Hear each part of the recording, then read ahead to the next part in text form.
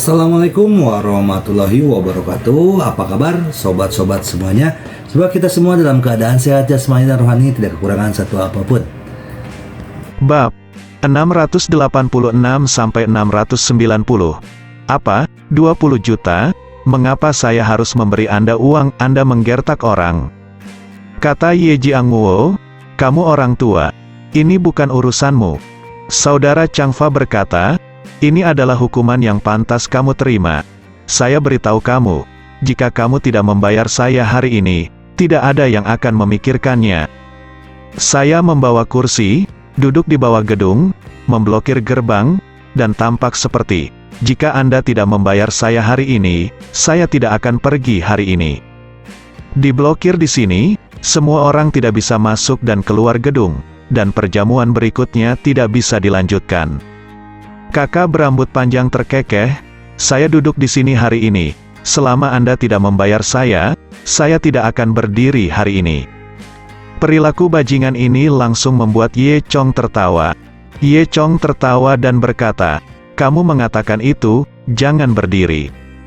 Kakak berambut panjang itu mendengus dingin, menyilangkan kakinya, dan menyenandungkan lagu kecil dengan santai. Saat semua orang tidak tahu harus berbuat apa, dua mobil mewah lagi tiba. Saudara Changfa tercengang, plat nomor mobil mewah itu ternyata milik Luzu. Apakah anak ini mengenal seseorang dari Luzu? Segera setelah itu, dua orang keluar dari mobil. Mereka adalah Tian Lei dan Wang Changsong dari Luzu Tianyao Wangzhen. Keduanya naik untuk memberi selamat kepada Ye Chong. Selamat, Tuan Ye. Saya tidak menyangka bahwa Tuan Ye tidak hanya memiliki keterampilan medis yang sangat baik, tetapi juga memiliki kecerdasan bisnis yang luar biasa. Membangun gedung pencakar langit yang begitu megah benar-benar membuat orang tua itu malu, kata Tian Lei. Tian Yongsan juga datang bersama Tian Lei. Dia tersenyum pada Ye Chong dan berkata, Kakak Ye Chong, selamat, ini hadiah untukmu. Dia menyerahkan sebuah kotak kepada Ye Chong.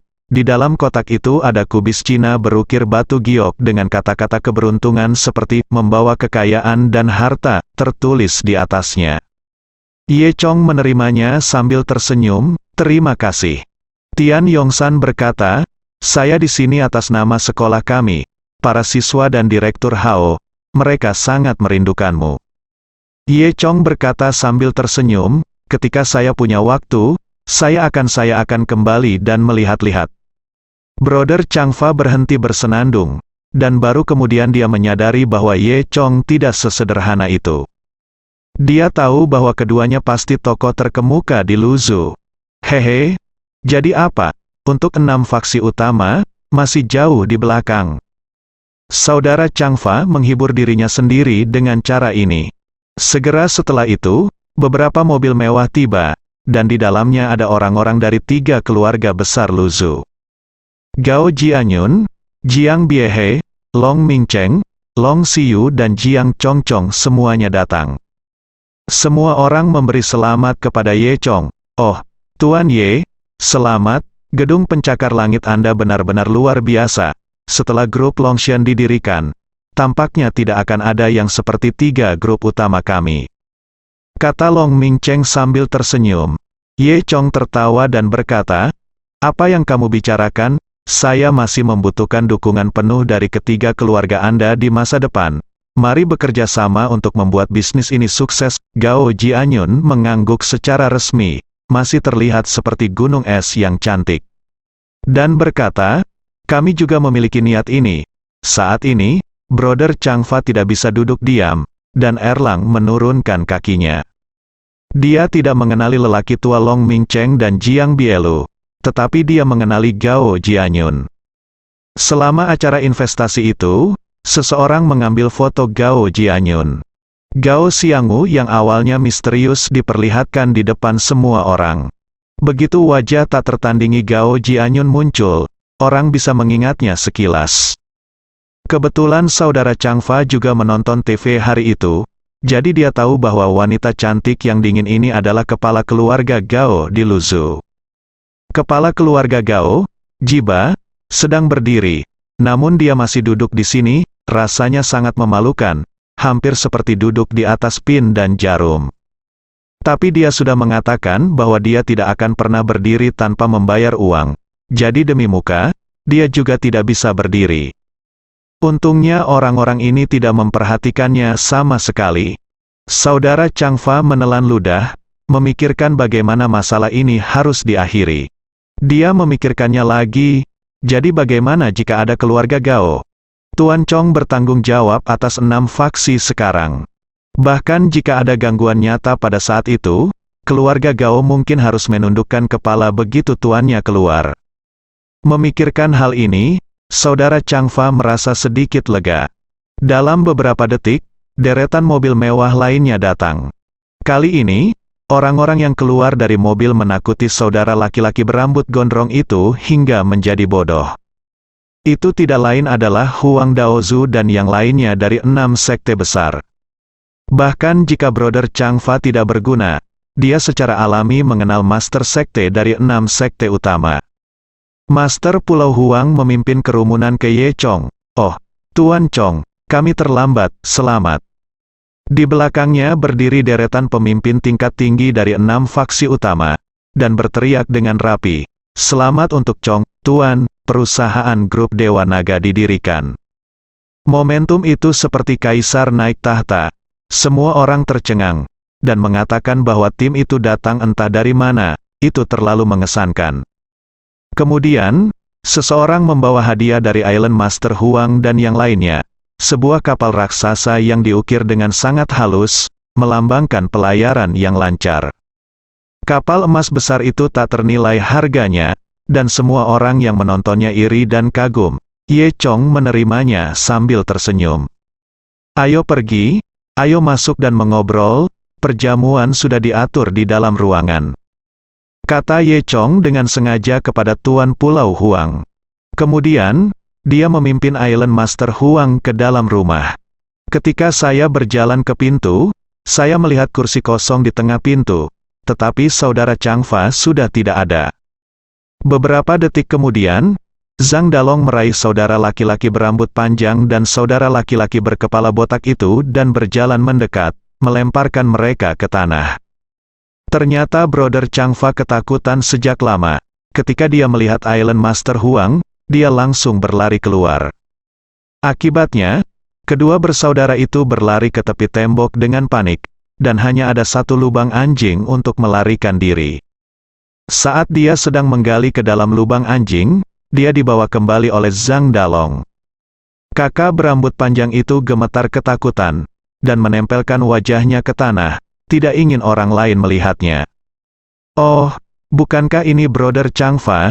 Melihat Brother Changfa, Ye Chong merasa geli, menariknya, dan bertanya, "Brother Changfa, bukankah Anda duduk di sini dan tidak mengizinkan kami masuk? Bahwa kamu tidak akan berdiri jika kamu tidak membayar. Mengapa kamu tiba-tiba jatuh ke tanah? Apakah kamu malu?" Dia masih melewati lubang anjing. Zhang Dalong tertawa. Kakak berambut panjang itu sangat ketakutan hingga hampir pipis, tetapi dia menahannya dengan sekuat tenaga. Dia tahu bahwa jika dia buang air kecil di tempat kejadian dan merusak suasana hari ini, semua alat harus disita. "Chong, Tuan Chong, aku tahu aku salah, aku memiliki mata yang tidak mengenal Gunung Tai," kata Brother Changfa sambil menamparkan mulutnya sendiri. Awalnya dia tidak pernah membayangkan bahwa Ye Chong ini adalah Master Chong yang terkenal. Jika Tuan Pulau Huang tidak mengatakannya sendiri, dia tidak akan pernah mempercayainya. Aku benar-benar tidak tahu, tolong selamatkan anjingku." Hanya bercanda, ini adalah Tuan Chong yang membunuh tanpa berkedip. Saudara Changfa merasa seolah-olah hidupnya akan segera mati. Tidak ada yang tahu apa yang sedang terjadi, termasuk Li Sujuan, Ye Jiangwo, Lin Wan dan yang lainnya. Kakak berambut gondrong ini baru saja luar biasa, tapi sekarang dia tiba-tiba menjadi seperti ini. Master Pulau Huang sedikit aneh, dan bertanya, "Tuan Chong, apa yang terjadi? Apakah kamu tidak tahu?" Ye Chong berkata, "Bukankah anak ini adalah anggota dari 6 sekte utama Anda?" Saya Anda bahkan datang kepada saya untuk mengambil biaya perlindungan. Saya pikir itu dikirim oleh Anda. Meskipun Ye Chong mengatakannya dengan mudah, tidak ada senyum di wajahnya, dan dia jelas menyalahkan Master Pulau Huang. Kaki Tuan Pulau Huang sangat ketakutan sehingga dia hampir berlutut. Apa, Tuan Chong, ini? Masalah ini benar-benar bukan urusanku, anak ini berasal dari 6 sekte besar. Aku sama sekali tidak mengenalnya, Master Pulau Huang segera menjelaskan. Ye Chong mendengus dan tidak berbicara. Island Master Huang segera berbalik dan bertanya, anak siapa bawahan ini? Semua orang menggelengkan kepala. Orang-orang yang datang ke sini hari ini semuanya adalah pemimpin tingkat tinggi dari 6 faksi utama, dan tidak mungkin untuk mengetahui peran kecil dan menengah seperti Brother Changfa. Island Master Huang langsung menjambak rambut panjang Brother Changfa dan mengangkatnya. Katakan, siapa bawahanmu, Tuan Pulau Huang? Tolong selamatkan saya.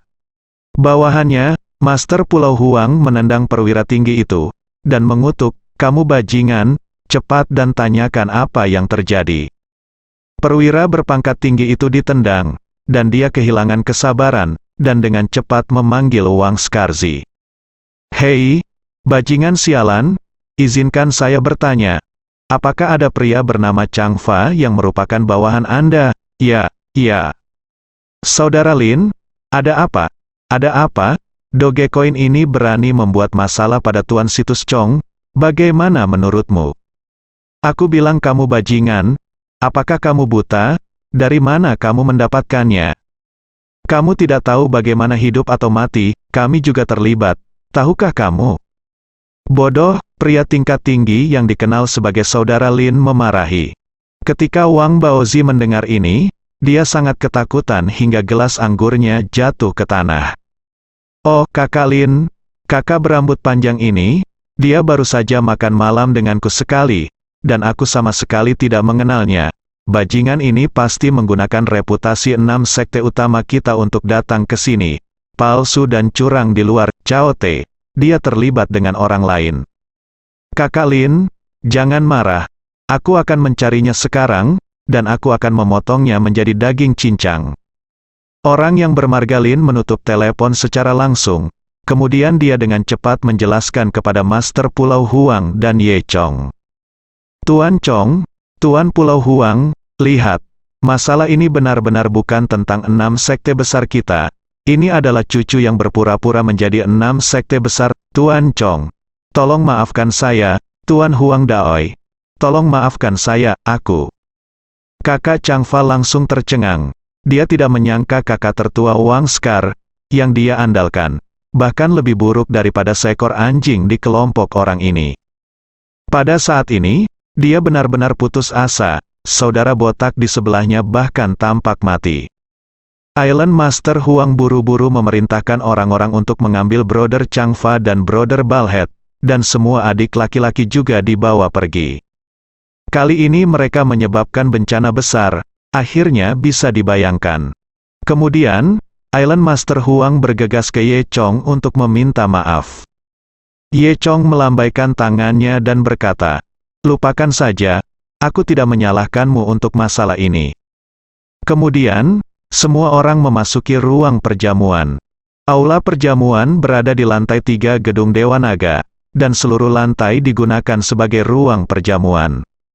Aulanya sangat besar, dengan ratusan meja yang ditata, dan masih penuh dengan kursi. Di meja Ye Chong, Tang Chun, Lin Tianqi, Su Yuqian, Lu Wen, Xiao Qi, dan orang tua Ye Chong ada di sana. Island Master Huang menunggu orang-orang dari Luzu duduk di meja kedua di sebelahnya. Semua orang mengambil tempat duduk mereka. Segera, pelayan yang tak terhitung jumlahnya bola-balik, menyajikan berbagai makanan lezat ke meja. Kali ini, beberapa chef ternama diundang khusus untuk memasak. Hidangannya dipenuhi dengan wewangian, dan semua orang mengangkat gelas anggur mereka untuk memberi selamat kepada Ye Chong. Ketika semua orang sedang makan dengan gembira, sekelompok orang lain datang tiba-tiba. Semuanya mengenakan jas hitam, yang agak mirip dengan 6 faksi utama barusan. Ye Jiangwo juga sering menonton TV akhir-akhir ini. Dia telah melihat momentum semacam ini di TV. Orang yang datang seperti ini biasanya berlatar belakang dunia bawah tanah. Nak, bagaimana kamu mengenal orang-orang ini? Apakah itu berbahaya? Tanya Ye Jiangwo dengan cemas. Ye Chong tersenyum. Sebenarnya dia hanya tahu 6 sekte utama. Adapun orang-orang yang ada di sini sekarang, dia benar-benar tidak mengenal mereka. Siapa mereka, dan untuk apa mereka di sini? Saat dia berpikir, pemimpin itu sudah berjalan ke meja utama. Pria besar itu melihat sekeliling, dan di seluruh meja, Lu Wen adalah yang paling mengesankan, tampak agung. Oleh karena itu, kesan pertama pria besar ini pastilah Ye Chong. Sebaliknya, dia benar-benar mengabaikan Ye Chong asli yang duduk di sebelahnya. Maaf, apakah Anda Tuan Ye Chong? Lu Wen menggelengkan kepalanya, menunjuk ke Ye Chong dan berkata, dia. Pria besar itu sedikit terkejut, jelas Ye Chong berbeda dari yang dia bayangkan. Tapi reaksinya juga sangat cepat, dia dengan cepat tersenyum dan berkata, "Oh, jadi kamu Tuan Ye Chong, senang bertemu denganmu, senang bertemu denganmu." "Siapa kamu?" tanya Ye Chong. "Saya Huang Cheng, saya dari Yu Cheng, panggil saja saya Huang Laogo." Huang Laogo berkata, "Saya tahu bahwa grup bisnis Tuan Ye Chong memiliki pembukaan yang bahagia hari ini, dan Ratu Wanita kami secara khusus mengirim saya untuk memberi Anda hadiah ucapan selamat." Saat dia berkata, Huang Laogo melambaikan tangannya, dan 4 atau 5 orang mendorong sesuatu yang sangat tinggi, ditutupi dengan kain merah. Saat kain merah itu robek, semua orang tersentak. "Hei, ini emas murni. Berapa nilainya?" Semua orang menghela nafas dalam hati. Di dalam kain merah itu terdapat patung setinggi 2 meter yang terbuat dari emas murni, sangat megah. Siapa yang begitu kaya, untuk memberikan hadiah yang begitu mahal? Sepertinya hubungan dengan Ye Chong luar biasa. Ye Chong sebenarnya sangat aneh, dia sepertinya tidak punya teman di dunia bawah tanah di Yu Cheng. Dia bertanya kepada Huang Laogo, "Siapa ratumu?" "Nama ratu kami adalah Qian Yuan Li Mei," jawab Huang Laogo. Ye Chong langsung tahu siapa itu. Ternyata itu adalah hantu Loli Anqi. Dia sangat sibuk selama ini, dan hal-hal yang dia alami sangat berbahaya sehingga dia hampir melupakan apa yang terjadi pada Anqi. Setelah Qian Li Mei meninggal, Ye Chong menggunakan tubuh Qian Li Mei untuk membuat wadah bagi Anqi, sehingga Anqi dapat memiliki tubuh manusia normal, yang setara dengan kelahiran kembali. Ketika Ye Chong pergi, Anqi masih bergabung sendiri. Mendengar apa yang dikatakan Huang Laogo sekarang, Ye Chong tahu bahwa penangkapan jiwa berhasil. Namun, bagaimana Anqi menjadi ratu dari orang-orang ini, dia tidak tahu. Setelah memberikan hadiah, anjing tua Huang berkata dengan jenaka, "Baiklah, Tuan Ye Chong, ada hal lain yang harus saya lakukan. Jadi saya akan kembali dan melapor kepada Anda terlebih dahulu. Sekali lagi selamat atas nama ratu kami." Setelah mengatakan itu, dia meninggalkan tempat kejadian bersama orang-orangnya. Setelah itu, Island Master Huang datang. "Tuan Chong, apakah Anda mengenal seseorang dari geng Qian Yuan?" Geng Qian Yuan? Ye Chong mendengar nama ini untuk pertama kalinya. Island Master Huang tercengang sejenak, sepertinya Ye Chong tidak tahu. Jadi, dia menjelaskan, geng Qian Yuan adalah geng yang baru muncul di Yu Cheng baru-baru ini. Dikatakan bahwa pemimpin geng itu adalah seorang gadis cantik tapi kejam, dan kekuatannya begitu kuat sehingga melawan langit. Ye Chong bisa mengerti ini. Lagi pula, dia memiliki semua kekuatan Qian Yuan Satomi, dan Anqi sendiri sangat kuat, dan memiliki kekuatan kristal es yang membekukan. Tapi apa yang terjadi dengan kejam, bahkan ketika Anqi adalah hantu, dia masih seorang lolita kecil yang lucu. Mengapa dia menjadi manusia dan menjadi begitu kejam? Dia muncul di Yu Cheng hampir secara tiba-tiba, dan kemudian sendirian, menaklukkan semua geng besar dan kecil di Yu Cheng, dan hampir menyatukan sebagian besar dunia bawah tanah di Yu Cheng. Master Pulau Huang melanjutkan, Ye Chong tersenyum penuh arti, dan berkata, Qian Yuan Lime ini adalah teman lamaku. Master Pulau Huang tidak bisa menahan keterkejutannya saat mendengar ini. Tuan Ye adalah Tuan Ye, luar biasa. Ye Chong mengungkapkan senyum lucu. Dia kebetulan pergi ke Yucheng dalam beberapa hari untuk melihat bagaimana keadaan Zhou Yutong.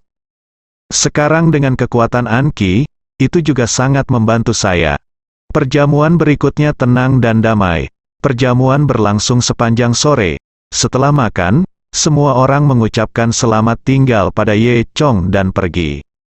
Setelah semua orang pergi, Ye Chong mengumpulkan manajemen senior grup Longshan untuk mengadakan pertemuan di ruang konferensi di lantai 30. Menghadiri pertemuan tersebut, termasuk Tang Chun, Lin Tianqi, Su Yuqian, Chen Ruoqi, Cheng Han dan lainnya. Semua orang duduk bersama, dan Ye Chong berbicara tentang rencananya. Sekarang kantor pusat grup Longshan kami telah dibangun. Saatnya untuk mengintegrasikan perencanaan industri grup Longshan. Tang Chun mengangguk, ya. Meskipun momentum pengembangan berbagai industri sangat baik sekarang, mereka masih tersebar pada akhirnya. Ya, itu seperti memiliki 5 jari yang tidak bisa dikepalkan, jadi kekuatan serangannya masih belum cukup. Semua orang setuju, dan kemudian mereka mendiskusikan bentuk saat ini bersama-sama. Sekarang, industri grup Longshan secara kasar dapat dibagi menjadi cabang-cabang berikut, termasuk pertanian dan peternakan, industri anggur, catering, obat-obatan, kosmetik, dan logistik, DL. Di lantai 31 gedung, Departemen Pertanian dan Peternakan Longshan didirikan. Produk utamanya adalah sayuran dan buah-buahan dari desa Xiaoye, serta kepiting dan berbagai produk air di sungai. Selain itu, ia juga bertanggung jawab atas penelitian dan pengembangan produk pertanian, pengangkutan, dan pelestarian. Penanggung jawabnya adalah Tang Men. Lantai 32 hingga 35 dari gedung ini adalah markas besar industri minuman keras Longshan. Industri anggur Longshan adalah salah satu industri inti dari seluruh grup Longshan. Semua jenis anggur obat, terutama anggur Daqiang, sangat populer sekarang. Pada awalnya, Ye Chong juga mengandalkan ini untuk memulai karirnya. Oleh karena itu, grup juga sangat memperhatikan industri minuman keras Longshan dalam aspek ini. Cheng Han bertanggung jawab atas seluruh industri minuman keras Longshan. Dia telah melakukan pekerjaan yang sangat baik di cabang Luzhu. Biarkan dia menjadi manajer umum, yang lebih baik daripada Lin Tianqi dan Su Yuqian. Lantai 36 gedung berfungsi sebagai markas besar Dragon God Catering. Industri catering saat ini termasuk kota hotpot milik Zhang Xiaoyun dan restoran Cina milik Ye Chong. Tanggung jawab utama Longshan Catering adalah bertanggung jawab atas promosi nasional, penelitian dan pengembangan hidangan baru, serta pengawasan layanan dan kualitas hidangan, serta pengembangan perusahaan cabang. Lantai 37 hingga 45 adalah Departemen Medis Dewa Naga. Ada berbagai laboratorium di dalamnya yang bertanggung jawab untuk pengembangan obat baru. Faktanya, ada berbagai resep ajaib dalam obat klasik Dewa Naga, Ye Chong, yang dapat dibuat menjadi obat paten Tiongkok melalui obat Dewa Naga, yang lebih nyaman digunakan oleh pasien. Tapi sekarang, prosedur farmasi yang relevan dari pengobatan Longshan belum selesai, dan tidak ada cara untuk meneliti dan mengembangkan obat baru secara legal. Prosedur yang relevan sedang ditangani oleh Lin Wan dan ayahnya. Lin Wan untuk sementara bertanggung jawab atas pengobatan Longshan. Di masa depan, Ye Chong juga ingin mengandalkan pengobatan Longshan untuk mendirikan Balai Pengobatan Tiongkok, dan perencanaan awal sudah dimulai. Lantai 45 hingga 55 adalah markas besar Longshan Beauty dan laboratorium penelitian dan pengembangan terkait. Longshan Beauty juga merupakan industri pilar Longshan Group. Itu dan minuman keras Longshan berkaki dua, mendukung kerajaan bisnis seluruh grup Longshan. Kosmetik Longshan meliputi botol hitam kecil krim kecantikan, botol hijau kecil berisi krim kaya dan sengit, botol kecil berisi cairan perbaikan, DL. Semua salon kecantikan Tang Chun sudah termasuk. Kecantikan Longshan secara alami dikelola oleh Tang Chun. Lantai 56 adalah Dragon God Logistics. Pada awalnya, Ye Chong mendirikan 12 perusahaan logistik yang tersebar ke segala arah, berencana melintasi seluruh Tiongkok. Setelah berbagai kurir dibuka, akan ada jaringan rute melintasi tanah China. Tujuan pendirian logistik Ye Chong sangat jangka panjang, terutama untuk dapat menemukan sumber daya yang berguna untuk dirinya sendiri di setiap sudut negara. Lagi pula, sumber daya bumi telah habis, dan sangat sulit untuk mengolahnya di bumi. Sekarang, pengiriman ekspres yang meluas ke segala arah telah sepenuhnya menempati seluruh pasar di Luzhu dan Beijiang, dan semakin berkembang keluar. Logistik Longshan juga termasuk mati kelaparan di industri makanan cepat saji. Apakah Anda mati kelaparan? Ye Chong mendirikan perusahaan pengiriman makanan untuk menyelesaikan seluruh rantai industri-industri catering. Kini sudah menjadi pilihan mainstream anak muda kekinian. Oleh karena itu, logistik telah datang dari belakang, dan ini sudah menjadi industri unggulan grup Longshan. Chen Ruoqi bertanggung jawab atas Departemen Logistik Longshan. Chen Ruoqi lahir di kelas profesional dan mahir dalam hal ini. Di lantai 57, Ye Chong juga mendirikan Longshan Real Estate. Dalam hal real estate, bisnis utama sekarang adalah tanah di zona pengembangan baru Luzhu. Sebidang tanah ini saja sudah cukup untuk membuat peringkat real estate Longshan di antara eselon 1 industri real estate di Provinsi Jiangdong. Apalagi masih banyak kerjasama dengan grup Qianke, dan perkembangan ke depan semakin beragam. Lin Tianqi dan Su Yuqian bertanggung jawab atas divisi real estate Longshan. Longshan Real Estate juga termasuk tim konstruksi. Ye Chong mengambil semua perusahaan konstruksi Wang Bing di bawah panjinya dan membentuk tim teknik konstruksi yang besar dengan peralatan yang sangat baik dan personel yang berpengalaman. Lantai 58 adalah Dragon God Tour. Untuk industri pariwisata, mata air panas telah dikembangkan di pegunungan belakang desa Xiaoye, dan langkah selanjutnya adalah mengembangkan rumah-rumah pertanian. Bagian ini awalnya bertanggung jawab atas Zhou Yutong, tetapi setelah Zhou Yutong dibawa pergi, masalah ini hanya dapat disimpan sementara. Lantai 59 adalah Dragon God Entertainment yang direncanakan Ye Chong Zeng. Pendirian perusahaan hiburan Longshan terutama untuk melayani publisitas industri lain. Lagi pula, ketika semua produk baru diluncurkan, akan sangat berguna untuk melakukan gelombang publisitas. Berdasarkan pengalamannya sebelumnya dalam periklanan, Ye Chong menemukan bahwa ketika dia bekerja sama dengan perusahaan hiburan lain, dia selalu menemui berbagai masalah. Oleh karena itu, pikir Ye Chong, mengapa tidak mendirikan perusahaan hiburan sendiri? Namun, ia juga kurang pengalaman dalam dunia hiburan. Sumber daya yang ada adalah Zhao Meiting, Chang Museng, dan lainnya. Jadi hal ini masih perlu dibahas dalam jangka panjang. Ini adalah rencana keseluruhan untuk grup Longshan yang telah lama didiskusikan oleh Ye Chong dan Tang Chun. Ada total 9 divisi bisnis utama, yang pada dasarnya mencakup semua aspek kehidupan masyarakat.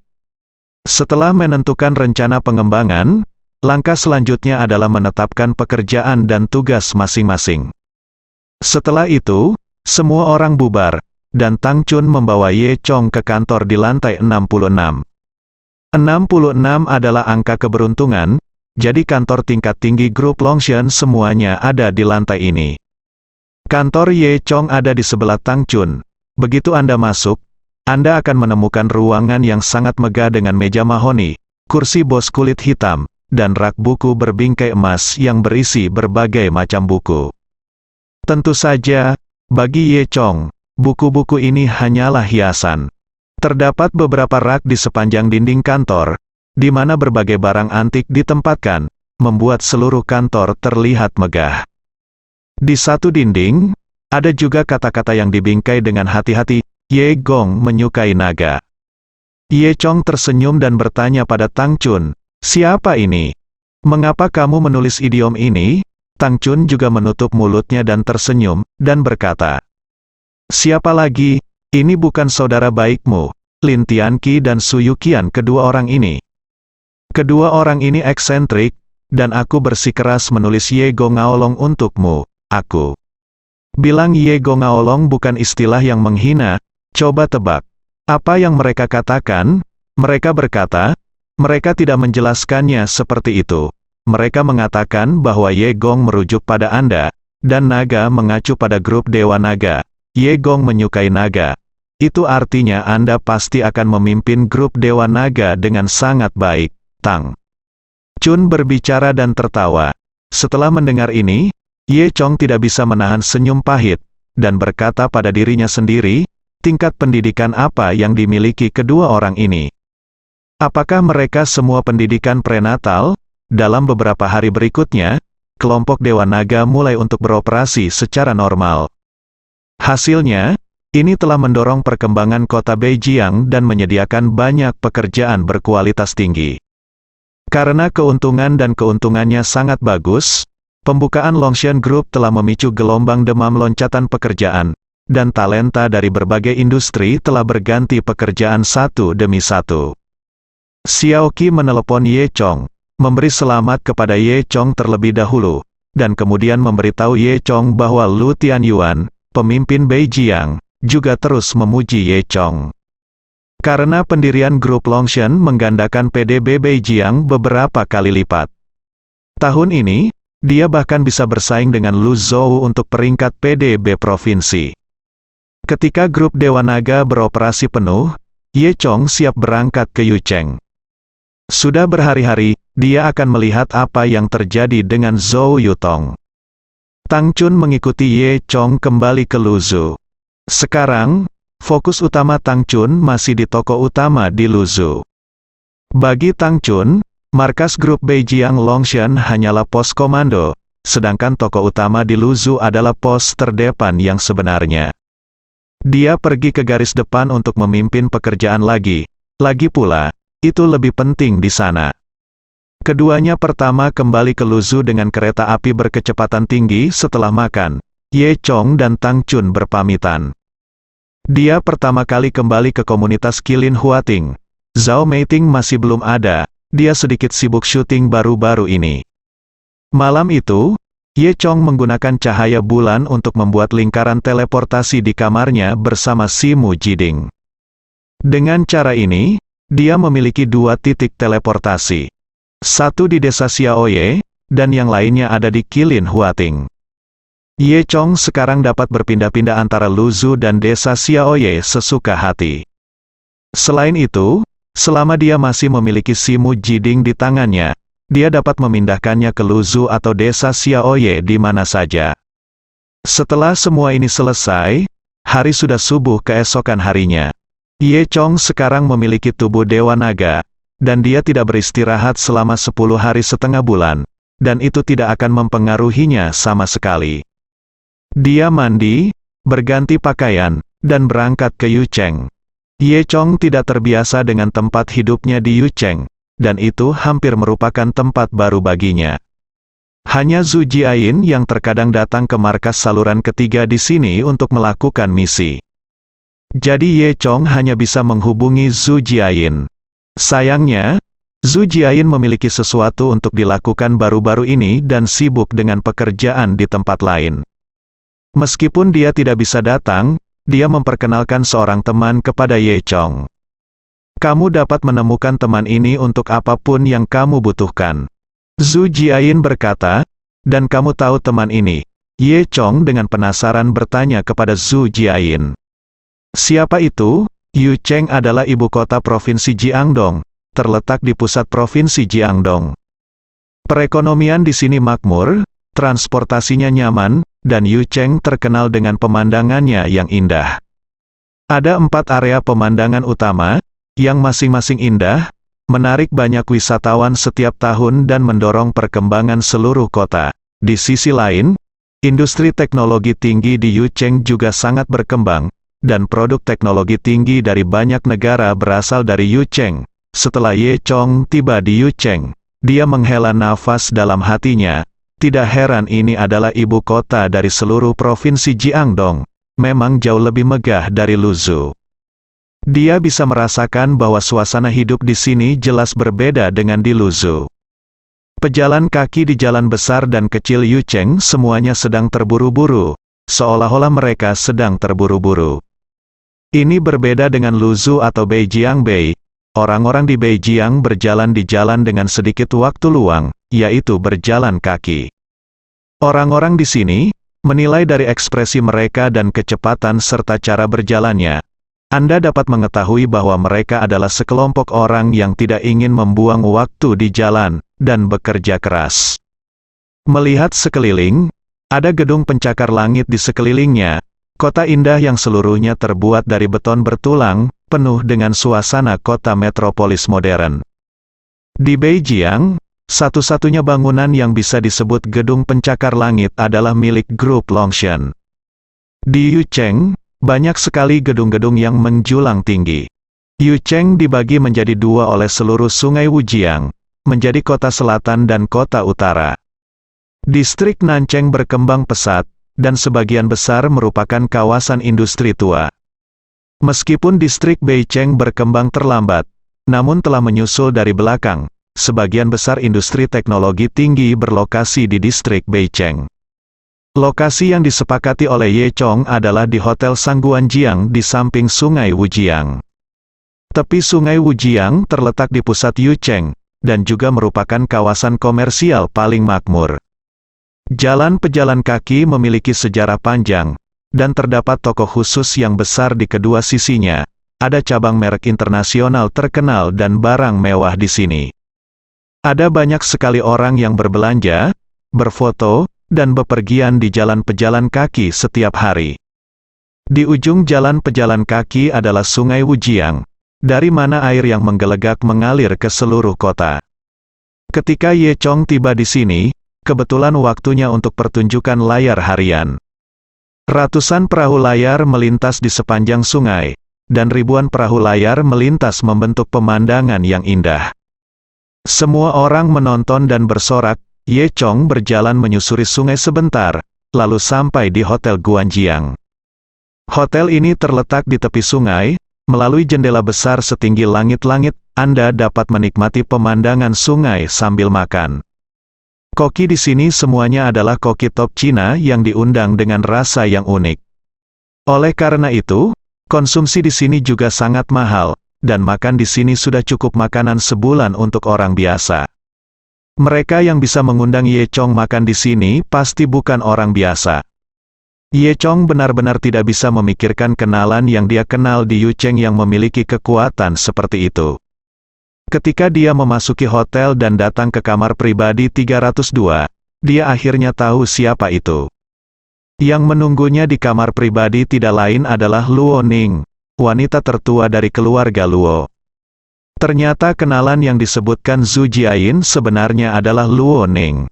Setelah Luo Ning melihat Yechong, dia berjalan sambil tersenyum, lalu dengan lembut meraih lengan Yechong dan berkata, "Tuan Yechong, Anda di sini? Silakan duduk, saya belum berterima kasih karena telah menyelamatkan hidup saya. Biarkan saya tunjukkan kebaikanku sebagai tuan tanah hari ini, dan mentraktirmu makan." Yechong sedikit tidak nyaman, mengapa Luo Ning tiba-tiba mengubah emosinya.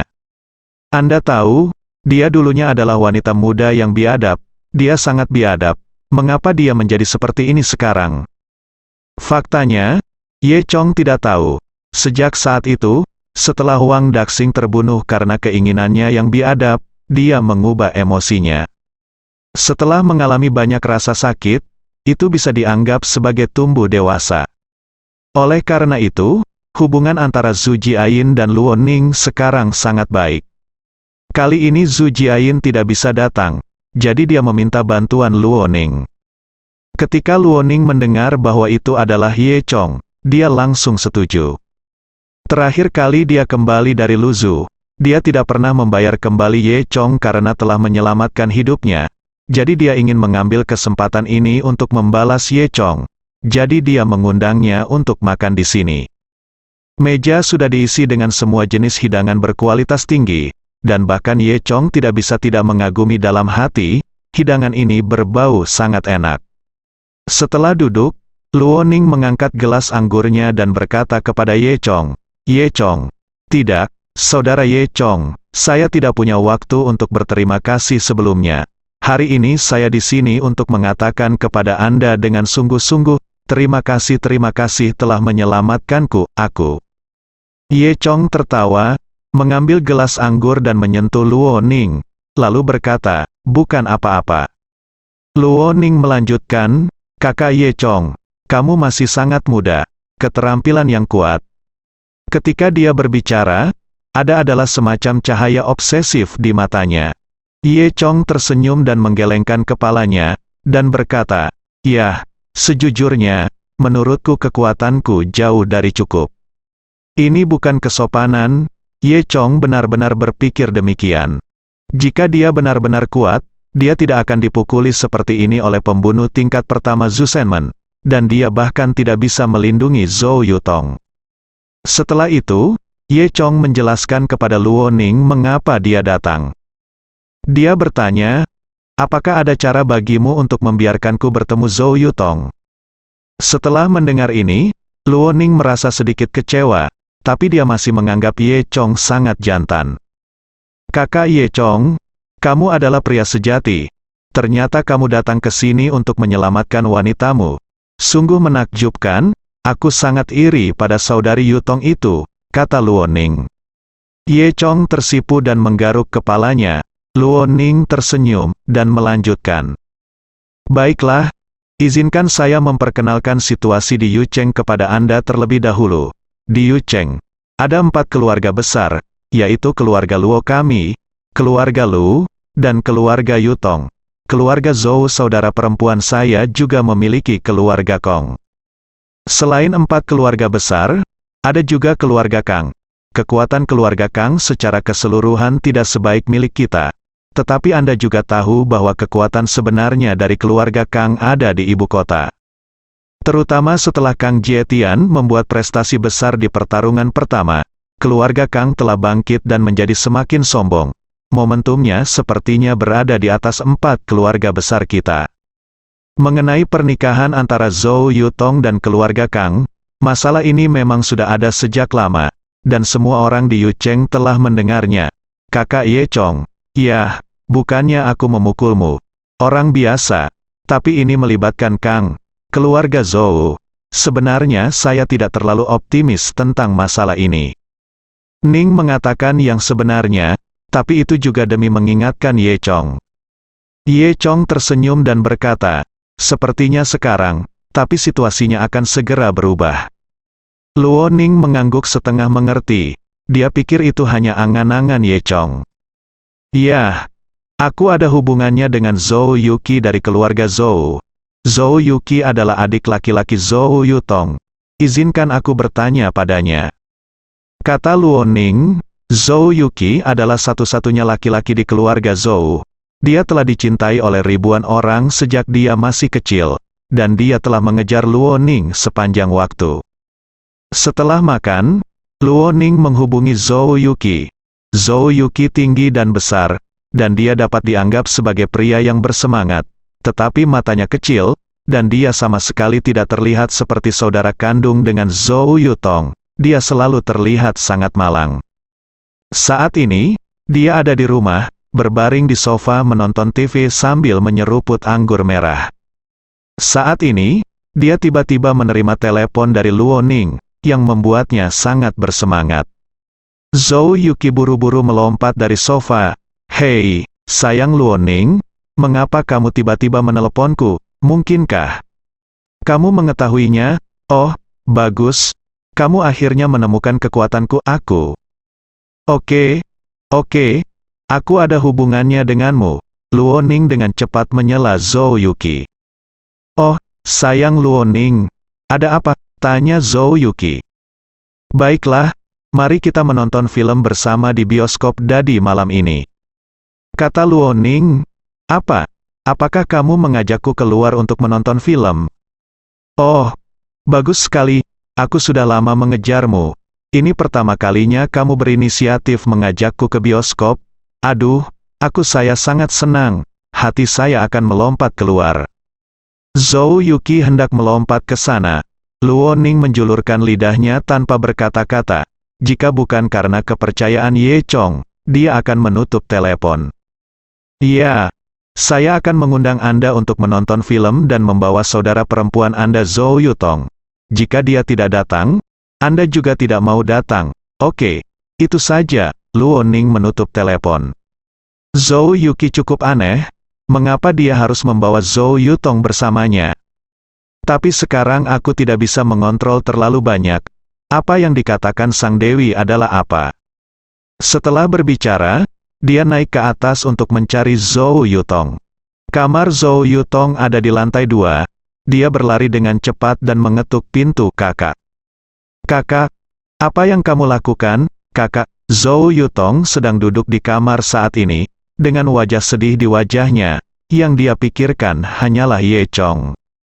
Ketika kami bersama sebelumnya, saya tidak merasakan apa-apa, tetapi setelah kami berpisah, saya menyadari apa itu sakit cinta. Awalnya, dia tidak ingin memperhatikan Zhou Yuqi, tetapi ketukan di pintu membuatnya kesal. Jadi dia tidak punya pilihan selain membuka pintu dan bertanya dengan marah, "Kenapa?" "Film malam ini? Jangan pergi." Zhou Yutong langsung menolak, "Kamu satu-satunya yang mengundangku ke bioskop."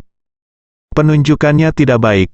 Zhou Yuqi meraih tangan Zhou Yutong, dan berkata dengan genit, kakak, bantu aku saja." Kemudian, dia menceritakan apa yang terjadi, mengatakan bahwa Luo Ning mengundangnya untuk menonton film, tetapi dia harus membawa Zhou Yutong pergi. Kalau tidak, dia tidak akan datang. "Kakak, untuk kebahagiaanku, tolong bantu aku."